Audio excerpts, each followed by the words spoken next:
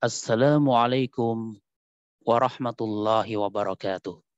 Alhamdulillah wassalatu wassalamu ala Rasulillah wa ala alihi wa ashabihi wa man walah amma ba'du. Ikhwani wa akhwati yang kami hormati rahimani wa rahimakumullah. Kita lanjutkan pembahasan buku Misalan Wahidan.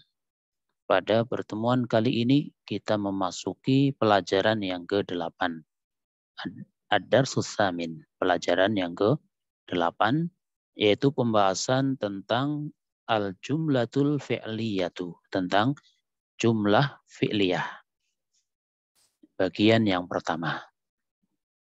Yang sebelumnya sudah kita bahas jumlah ismiyah, ya, karena yang namanya jumlah itu ada dua, ada yang disebut sebagai jumlah ismiyah, yaitu kalimat yang diawali dengan isim, yang di dalamnya terdapat mubtada dan khobar. Ya, pada kesempatan kali ini kita lanjutkan dengan jumlah fi'liyah. Apa yang dimaksud dengan jumlah fi'liyah? Diterangkan di sini, jumlah fi'liyah adalah kalimat yang diawali dengan fi'il. Ini untuk memudahkan kita di dalam memahami tentang apa jumlah fi'liyah. Ya, dia adalah kalimat yang diawali dengan fi'il. Kemudian di dalamnya itu terdapat fi'il dan fa'il. Ya, jadi jumlah fi'liyah, rukun dari jumlah fi'liyah di sana berupa fi'il dan fa'il. Ini minimalnya, ya, minimalnya itu yang namanya jumlah fi'liyah, ada fi'il dan ada fa'il. Kita telah mengetahui apa itu fi'il. Ya, pada pembahasan sebelumnya sudah disinggung tentang pengertian fi'il dan macam-macamnya. Maka sekarang kita tinggal mencari tahu tentang apa itu fa'il. Nah, fi'il kita sudah tahu. Sekarang akan kita pelajari tentang fa'il. Kita tuliskan di sini, fa'il adalah isim yang berharokat dhammah. Ya, ini untuk pemahaman dasar bagi kita, untuk memudahkan kita, ya meskipun nanti akan ada pengembangan ya, tapi untuk awal-awal kita pahami yang namanya fa'il itu harokatnya dhammah. Dari sisi harokatnya apa? Dhammah. Sehingga bukan fathah, bukan kasroh, tapi apa? Dhammah. Kemudian dari sisi makna, yang bermakna sebagai yang melakukan pekerjaan.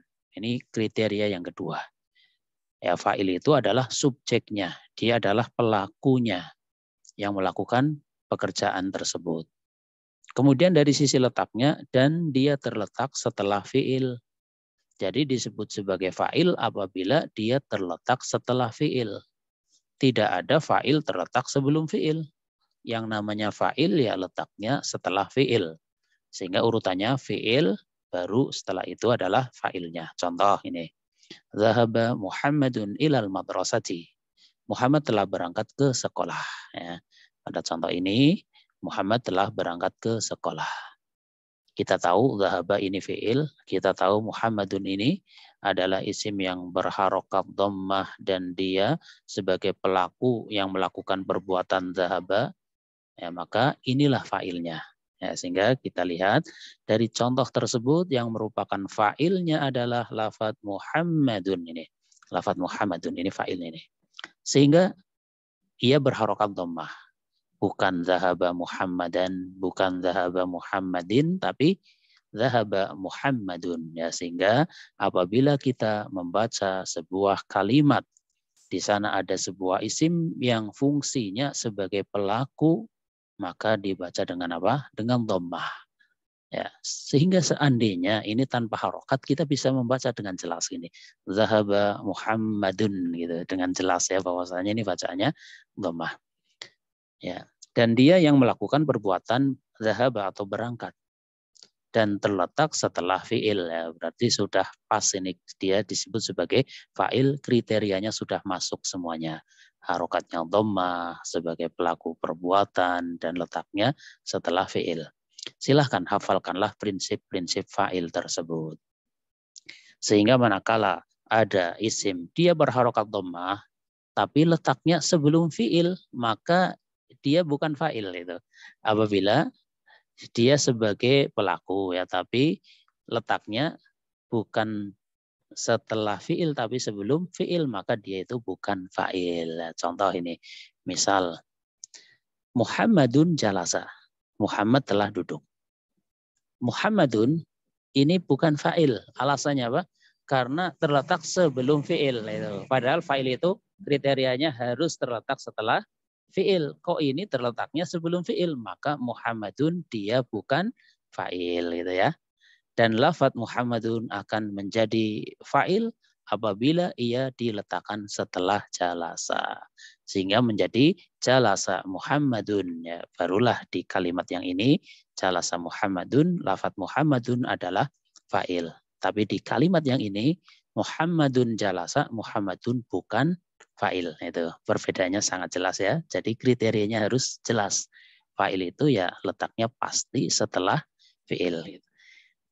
Kemudian setelah kita mengetahui tentang pembahasan fa'il di atas, ya kita berikan latihan-latihan yang mudah insya Allah untuk mengukur kita sudah paham atau belum gitu. Latihan yang pertama, yang A, tentukanlah fa'il pada kalimat berikut ini. Nah, ini sudah kita berikan tulisannya, berikan harokatnya, berikan terjemahannya, tinggal tugasnya menentukan mana fa'ilnya gitu. Bagi yang punya bukunya silahkan langsung aja yang fa'ilnya itu dikasih garis bawah, boleh kasih garis bawah menunjukkan itu fa'ilnya. Itu seperti itu caranya. Jadi untuk yang pertama tugasnya adalah tentukan mana fa'ilnya. Kemudian yang kedua, yang B, bacalah kalimat berikut ini dan perhatikanlah bahwa yang menjadi fa'il harus berharokat dhammah ini. Nah, di sini juga sudah kita berikan bantuan terjemahannya untuk memberikan gambaran kepada kita apa makna dari kalimat tersebut. Ya, tugasnya adalah memberikan harokat secara lengkap. Ya, boleh anak kasih contoh yang nomor 1, misal gini. Yadkhulu Yusufu ilal fasli, gitu ya. Yadkhulu Yusufu ilal fasli. Tidak dibaca Yusufa, tidak dibaca Yusufi, tapi Yusufu. Karena dia fa'il. Ya, silahkan dilanjutkan sampai yang nomor 5. Kemudian latihan yang ketiga atau yang C, yang terakhir adalah terjemahkanlah ke dalam bahasa Arab. Ya, untuk latihan kita ini mulai latihan menerjemahkan ke dalam bahasa Arab kalimat-kalimat sederhana. Nomor 1, ibu guru telah keluar dari kelas. Ini sudah kosakatanya sudah ada semua ya. Zaid telah mandi. Ya, mandi juga tadi di sini sudah ada ini mandi ini kan sudah ada itu. Fatimah akan berangkat ke pondok pesantren itu. Silahkan ya dirangkai menjadi kalimat dalam bahasa Arab dengan mengikuti kaidah yang sudah disampaikan. Demikian ikhwani wa akhwati yang kami hormati, rahimani wa rahimakumullah, yang bisa disampaikan pada pelajaran yang ke-8 berkaitan dengan jumlah fi'liyah bagian yang pertama. Atas kesalahan kekurangan, ya saya minta maaf yang sebesar-besarnya. Wallahu a'lamu bishawab. Subhanakallahumma wa bihamdika asyhadu an la ilaha illa anta astaghfiruka wa atubu ilaik. Wassalamualaikum warahmatullahi wabarakatuh.